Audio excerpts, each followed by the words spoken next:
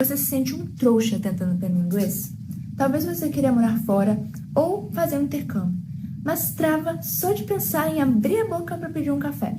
É frustrante. Mas hoje isso muda, porque eu vou te provar que aprender inglês com Harry Potter é tão fácil que parece magia. Sem carta nem varinha, mas com inglês na ponta da língua. Agora nós vamos assistir a primeira cena de Harry Potter e a Pedra Filosofal, mas sem legendas, apenas para entender o que está acontecendo, o contexto. E não se esqueça desse gatinho aí, ele será importante. Então Dumbledore chega na rua dos tios do Harry, os Dursleys, e saca um isqueiro? Não. Isso só pode ser um desiluminador, para apagar as luzes dos postes e deixar a Private Drive totalmente escura. Mas é claro que alguém vai reclamar, não é? Mas quem? Vamos ver.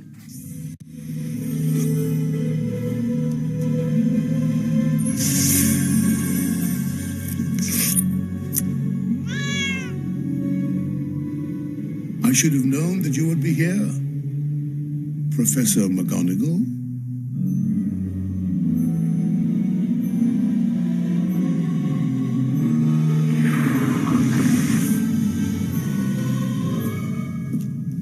Good evening, Professor Dumbledore. Are the rumors true, Albus? I'm afraid so, Professor. The good and the bad. And the boy? Hagrid is bringing him. Do you think it wise to trust Hagrid with something as important as this? Professor, I would trust Hagrid with my life. Certo, antes de tudo, eu quero que você anote quantos por cento você entendeu dessa cena, porque agora vamos trabalhar o listening e o seu entendimento irá melhorar. Então, primeiro, pega um caderninho ou um post-it para anotar o que você entende desses trechos em brancos aqui. Vamos lá. I should have known that you would be here, Professor McGonagall. Deu para entender? Vamos ouvir mais uma vez. I should have known that you would be here, Professor McGonagall. Então, Dumbledore diz: I should have known that you would be here, Professor McGonagall. Esse have known, o have mais o verbo know no particípio é um tempo verbal, mas eu não quero que você se preocupe com isso agora. O importante é entender o sentido da frase, a ideia por trás da frase. Traduzindo literalmente, ficaria I should, eu deveria, have known, ter sabido, that, que alguma coisa. Mas no português fica muito estranho falar ter sabido. É basicamente para trazer uma ideia de que algo que aconteceu no passado poderia ter sido diferente, né? Então, o Dumbledore, ele imaginou que a professora McGonagall estaria ali. Ele só não falou, expressou isso. Então, poderia ter sido diferente. Ele poderia ter afirmado com certeza, por exemplo. Tá? A melhor tradução seria essa aqui. I should have known that you would be here, Professor McGonagall. Então, I should, eu deveria, have known, saber that you would be here, Professor McGonagall. Esse would be, ele é usado como uma suposição, uma condição. O verbo to be, que a gente tanto aprende nos cursinhos, nos livros de gramática, ele traz uma ideia de ser ou estar, correto? Então, juntando would mais o be, a gente tem a ideia de estaria, certo? Vamos continuar, então, para o nosso próximo trecho.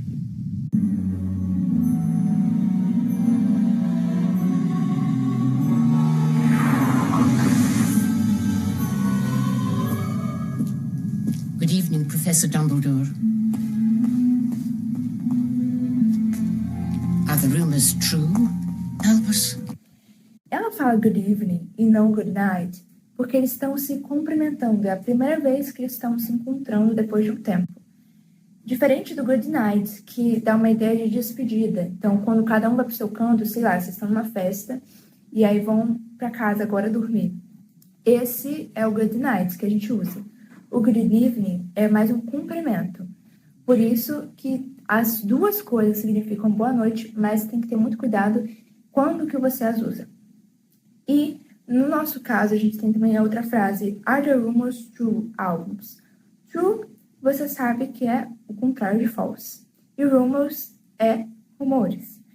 E por que a gente usa essa estrutura? Are the rumors true? Não é the rumors are true, certo? Quando a gente coloca esse are, que é o verbo de ligação, depois do sujeito, no caso, os rumores, dá uma ideia de afirmação. Eu estou afirmando que os rumores são verdadeiros. Agora, quando a gente joga esse are para antes do sujeito, é uma pergunta. Então, é importante a gente se atentar à estrutura das frases em inglês para a gente se acostumar e conseguir aplicar nas nossas frases. Então, vamos continuar. True? Help us. I'm afraid so, Professor. The good and the bad. O que o Dumbledore fala aqui? I'm afraid. Não entendeu ainda? Vou dar 2 exemplos, ó. I'm afraid of spiders. I'm afraid to go out at night. Pois bem, o afraid também tem um parecido, que é o scared. A diferença entre os dois é bem sutil. As duas palavras são adjetivos, diferente de fear, que é o medo em si, né? O substantivo fear, o medo. Mas scared é algo mais momentâneo. I'll fight you! Neville, I'm really, really sorry about this. Petrificus totalis.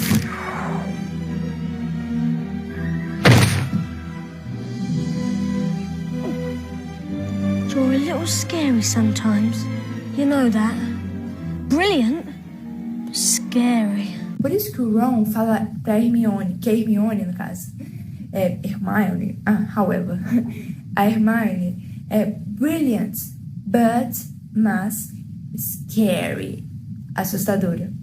Ele fala isso logo após ela petrificar o Neville, ou seja, foi algo pontual, momentâneo. Já o afraid, ele não depende de uma situação. E para entender isso, é só lembrar do Ron novamente. Então, vamos ver aqui, ó.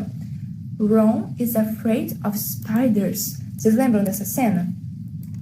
Pois bem, o Ron, ele não precisa ter um medo, não precisa ver uma aranha ali na frente dele para ele ter medo. Ele vai ter medo independente. Só de pensar, lembrar de uma aranha, ele já se pela todo. Mas o afraid também pode ser usado no sentido de quando a gente vai dar uma notícia que pode desagradar alguém ou a deixar triste, como por exemplo, I'm afraid that I can't help you, ou I'm afraid I can't go to a party. Então, como que a gente vai saber quando é um, quando que é outro? Quando o afraid está acompanhado de of ou to, dá uma ideia de medo de. Ele, ela, eu, temos medo de. Agora, quando o afraid está sozinho, ele também pode estar acompanhado do, não é sempre, né, que aparece, mas ele pode estar acompanhado também do that, depois. E aí vai dar um sentido de eu sinto muito, eu lamento, eu receio. Deu para entender? Continuemos. And the boy? Hagrid is bringing him. Hagrid is bringing him. Então, esse him é o pronome que se refere a Harry. Então, quando a gente tem meninos, né, o he, a gente usa o pronome him, e para as meninas, o pronome her, certo? Tranquilo. Do you think it wise to trust Hagrid with something as important as this? Vamos ouvir mais uma vez para você anotar aí. Do you think it wise to trust Hagrid with something as important as this? Só mais uma vez. Do you think it wise to trust Hagrid with something as important as this? Dumbledore is a wise man. Então, wise só pode ser alguma coisa que alguém wise, sábio, faria. Ou seja, McGonagall quer saber se Dumbledore acha sensato confiar a Hagrid algo tão importante e precioso como Harry. Do you think it wise to trust Hagrid with something as important as this? E aí, o que Dumbledore responde? Professor, I would trust Hagrid with my life. What's this? Professor, I would trust Hagrid with my life. Essa aqui eu nem vou traduzir porque ela é digna de ser dita no claro e bom português. Professora, eu conferi a minha vida a Hagrid. E agora eu quero confiar em você para ler o texto junto comigo. E a gente vai revezar as falas, certo? Eu vou ser o Dumbledore e você, a professora McGonagall. Let's go. Então, o que está em vermelhinho é você. Quero que você fale em voz alta para treinar o speaking. Right? Alright? Vamos lá. I should have known that you would be here, Professor McGonagall. I'm afraid so, Professor. The good and the bad. Hagrid is bringing him. Ah, Professor, I would trust Hagrid with my life. Agora a gente vai ouvir o trecho novamente, sem legendas. Eu vou pegar só a parte do diálogo para a gente agilizar um pouquinho.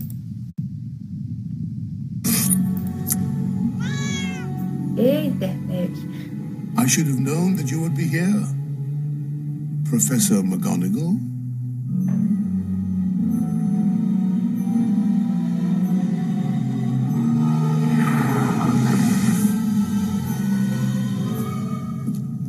Good evening, Professor Dumbledore.